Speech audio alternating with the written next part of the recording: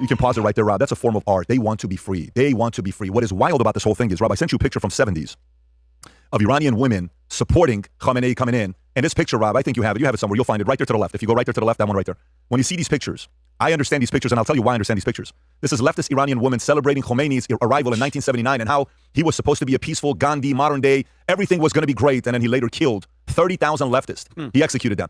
By the way, I say this, and the reason why this is very close to me is because my mother was one of them that was outside protesting. My mom and my dad were married. My dad was against Khomeini coming back. My mother was supportive because there was a party in Iran called the Two-Day Party. And they said, no, these rich people, all this oil, look what they're doing with all this oil money. And so what if Iranians have more freedom? But look what they're doing. Khomeini's going to come back, and he said to us, we're all going to get free phones. We're all going to get free food. We're all going to get free rice. This is his message that he was given to them. He's a fair man. He's going to be good. And then what ends up happening? This chaos. But if you're American watching this, and we've all seen the polls. There was a poll that Charlie Kirk ran, I think, a year ago, and he says, do you want to see U.S. go to war with Iran? And I think some 80+% said no. Maybe 90% said no. That poll is out there.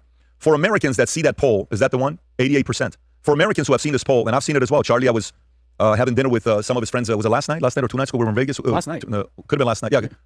2 nights ago in Vegas. And we're having conversations and stories. If you're somebody that's watched this and you've seen this poll and you're saying, but Pat, Americans don't want to go to war with Iran. I get it. I understand. I fully understand. You don't want to see something like this taking place. I fully get it. So to me, as somebody who has lived there, knows the atrocities they bring to everybody, and knows how much the current regime of Iran hates you having freedom, hates everything America stands for, hates everything the Western ideology stands for. They don't like what we stand for and how we live. They hate it. But for Americans that are saying, Pat, but we don't want to go to war, I get that as well. It's not an easy thing. It's going to be nasty. It's going to be ugly. And God willing, it's not going to be something that's prolonged. For all the people that are criticizing, saying, what if this thing drags out? Fair criticism. I'm hopeful it goes a few weeks. God willing, less, as soon as possible to get it done. If it's hours, great. But we have to also be realistic and realize that this may not be a popular war that a lot of people want. Others ran polls that said the other way. Yes, we want to see this happen.